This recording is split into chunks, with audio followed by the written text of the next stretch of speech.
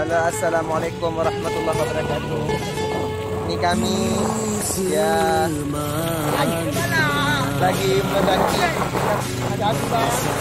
lagi mendaki di makam Kirut, di atas Gunung Pekanbaru.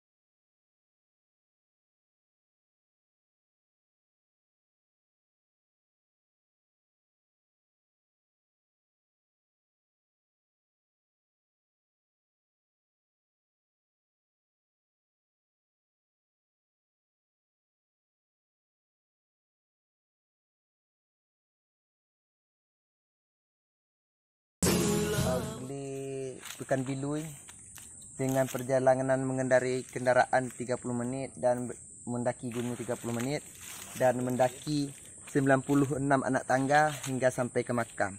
Inilah makam beliau, alhamdulillah.